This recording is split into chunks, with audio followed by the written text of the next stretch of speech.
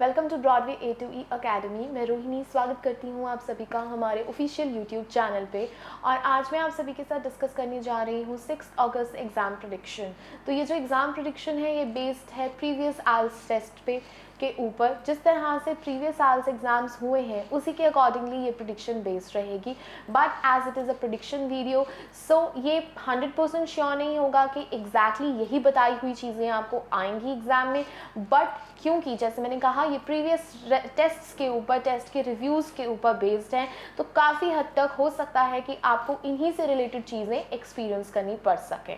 सो सबसे पहले शुरू करते हैं 6 अगस्त के लिए जो एग्ज़ाम प्रेडिक्शन है वो लिसनिंग में कैसी रहेगी। तो लिसनिंग का जो बेसिकली ओवरऑल टेस्ट रहेगा it will be easy to moderate. अगर बात की जाए सबसे पहले फर्स्ट सेक्शन की, फर्स्ट पार्ट की, तो फर्स्ट पार्ट में आप मोस्ट प्रोबेबली एक्सपीरियंस करोगे one word type of blank और अ नंबर। सो ये बहुत ईजी रहेगी और ये बहुत स्लो होगी and you can answer all 10 question in a very simple and easy way.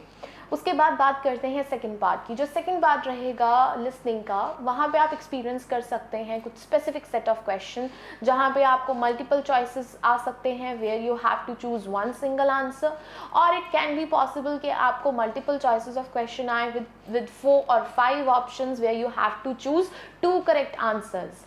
इसी के अलावा you can experience map also, right. तो कुछ मैप से रिलेटेड 4-5 क्वेश्चंस भी हो सकते हैं जो आप पार्ट 2 में एक्सपीरियंस करेंगे। इसके अलावा जो लिसनिंग का पार्ट 3 रहेगा, पार्ट 3 में you can experience little confusion because यहाँ पे जाके ऑडियो का जो स्पीड है, जो फ्लुएंसी है वो थोड़ी सी ज़्यादा बढ़ जाती है as it is multiple as there will be multiple speakers right involve in this part. तो यहाँ पे आप एक्सपीरियंस करोगे multiple choices of question with some lengthy statements and इसी के साथ साथ you can experience matching type of question. Okay, so ये थी पार्ट 1, 2 एंड पार्ट 3 की प्रिडिक्शंस। इसके अलावा जो लिसनिंग पार्ट 4 रहेगा, your listening part 4 will again easy. Here you will experience one word type of blanks or a number। तो यहाँ पे भी जो आपकी ऑडियो है वो easy रहेगी। If you are above average student that it will be very easy to attempt 31 to 40 questions।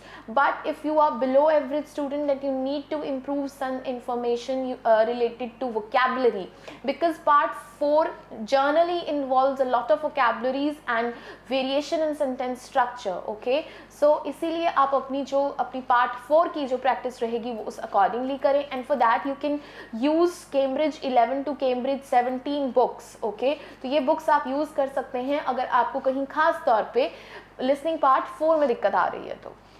These predictions are all about the listening। आगे बढ़ते हैं रीडिंग के साथ। तो रीडिंग का जो prediction रहेगा, the very first passage will contain only 2 type of question और वो होंगे filling the blanks means completion of statement using one word only and true false not given।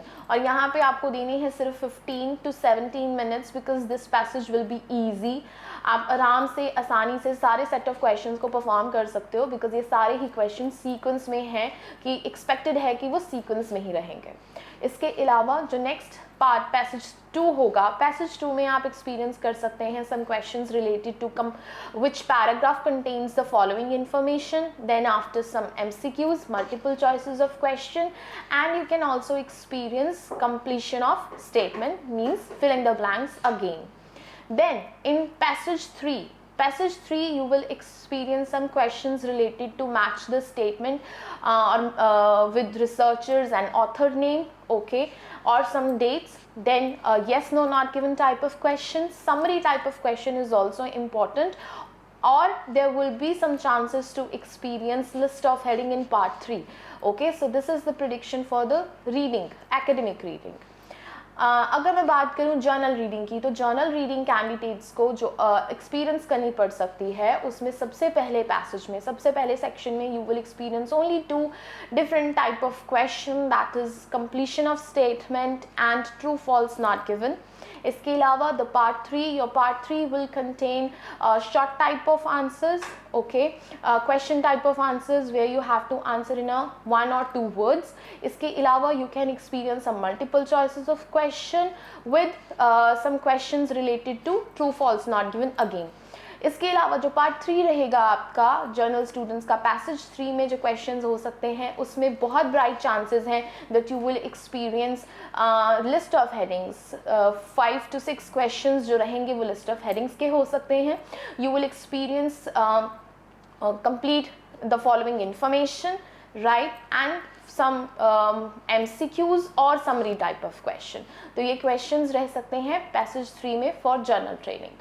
अगर भी बात की जाए राइटिंग की, so writing for academic students task 2, ये हो सकता है, ये बेस्ड रह सकता है कुछ स्पेसिफिक क्वेश्चंस में. अगर प्रीवियस टेस्ट की बात की जाए, that means on 23rd of July, वहाँ पे बच्चों को जो पेपर आया था वहाँ पे उन्हें डिस्कशन बेस्ड टॉपिक पूछा गया है, okay, but this time it is expected that you can experience questions related to opinion based topic, to what extent or do you agree disagree, or is it a positive or negative development. इसके अलावा discussion based topic is also important where you have to discuss both views along with your opinion, okay, and don't forget to revise, just overlook problem and solution type of question. So journal candidates task 1 की बात करते हैं. Journal candidate को जो task 1 पूछा जा सकता है, there are quite bright chances that you will experience formal letters और सेमी फॉर्मल लेटर. तो प्रीवियस टेस्ट में फॉर्मल लेटर्स बच्चों को एक्सपीरियंस करने पड़े थे, तो this time it can be possible that you will experience semi formal type of letter, but formal letter को भी एक बार अच्छे से रिवाइज ज़रूर कर लें.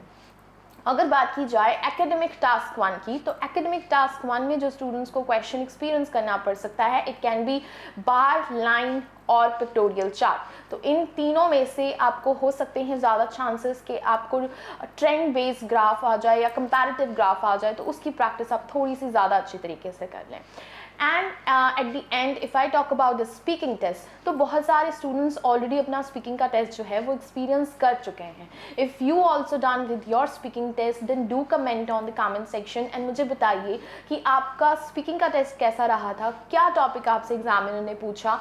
And along with that, after your LRW test, I want you all to definitely tell me about your test. मुझे बताएं कि आपका एग्ज़ाम का रिव्यू कैसा था, what you experienced in your exam and कितनी expectations हैं आपको अपने टेस्ट से. For more details you can contact with the channel. आप नीचे दिए गए नंबर पे कॉल कर सकते हैं. Thank you.